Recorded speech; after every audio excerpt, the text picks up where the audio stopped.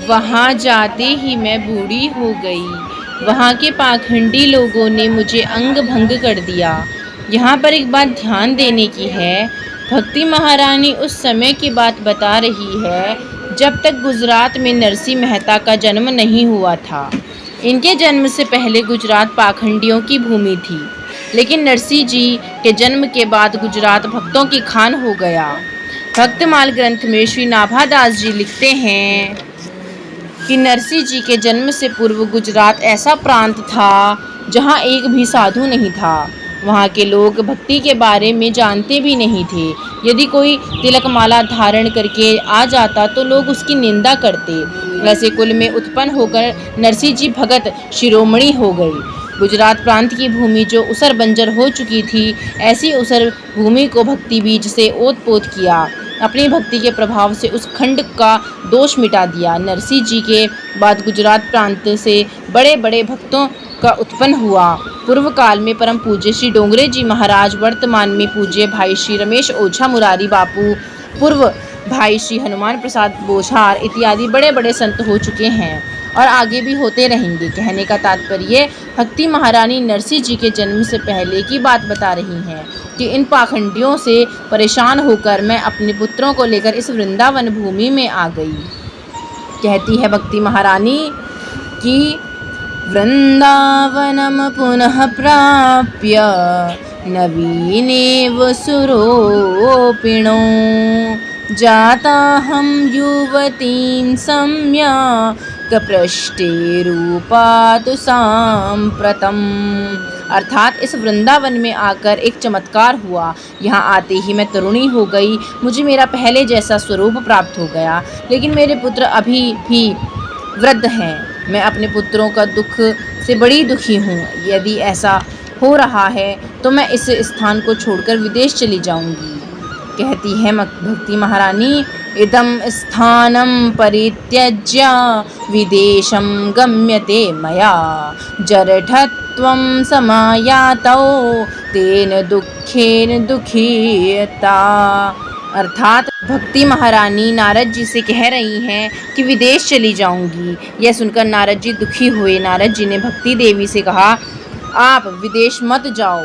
देखिए, उस समय नारद जी ने भक्ति देवी को जाने नहीं दिया, परंतु आज विदेश जाने की ओड़ लगी है। बड़े बड़े वक्ता विदेश जाना चाहते हैं।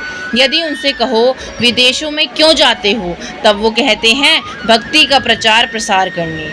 यदि प्रचार ही करना होता तो नारद जी भक्ति को विदेश जाने देते। एक बात ध्यान देने की है, माता का कभी प्रचार नहीं होता। प्रचार हमेशा बंजारू स्त्री का होता है। भक्ति महारानी माँ है।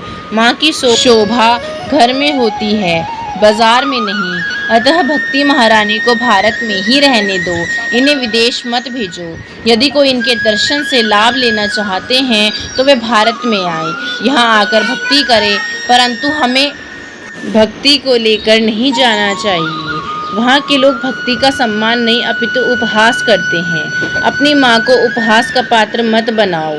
भक्ति देवी पूजनीय है, इन्हें पूजनीय ही रहने दो। भक्ति ने कहा, नारद जी हम तीनों हमेशा साथ रहते हैं। त्रयाणां सहचारित्वा द्वैपरित्यं कुतः स्थितं कटते जरठा माता तरुणो तन्याविति। अर्थात फिर हम तीनों की यह विपरीत स्थिति क्यों है? समाज में देखा यह जाता है कि पिता अथवा माता वृद्ध होते हैं और उनके बालक जवान होते हैं, परंतु यहाँ तो उल्टा हो रहा है। मैं इनकी माँ हूँ, मैं जवान हूँ और ये मेरे पुत्र हैं, फिर भी ये वृद्ध हैं। इसका कारण क्या है? तब नारद जी ने कहा, देवी आप तीनों के 3 स्थान निर्धारित करो। ज्ञान का स्थान काशी है, वैराग्य का स्थान अयोध्या है तथा आपका स्थान श्रीधाम वृंदावन है। यह वृंदावन धन्य है जहाँ आप नित्य नृत्य करती हैं। कहते हैं, वृंदावनस्य संयोगात् पुनस्तवं तरुणी नवा धन्यं वृंदावनम तन्न भक्तिर्निर्याति यत्र च। अर्थात इस वृंदावन धाम में भक्ति महारानी हमेशा नृत्य करती है। यहाँ पर हर समय राधे राधे सुनाई देता है। यहाँ का रिक्शा वाला भी हॉर्न कम बजाता है, राधे राधे ज़्यादा बोलता है, क्योंकि यहाँ कण कण में भक्ति है। इसीलिए किसी ने कहा है, वृंदावन के वृक्ष को मरम न जाने कोई, डाल डाल अरु पात पात पर श्री राधे राधे होई। यहाँ के वृक्षों से भी राधे राधे की आवाज़ आती है, क्योंकि यहाँ भक्ति महारानी नित्य निवास करती है। इसीलिए श्री मीराबाई गाती है, आली रे मोहिला गे वृंदावननी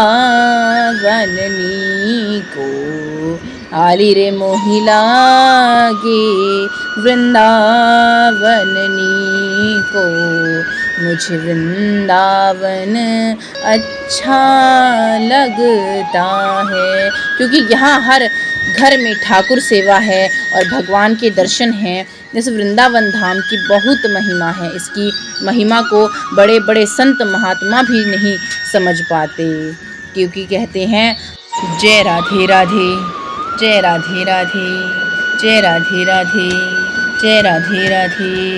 वृंदावन धाम अपार, जपे जा राधे राधे। वृंदावन धाम अपार, जपे जा राधे राधे। जय राधे राधे, जय राधे राधे, जय राधे राधे, जय राधे राधे। दावन धाम अपार, जपे जा राधे।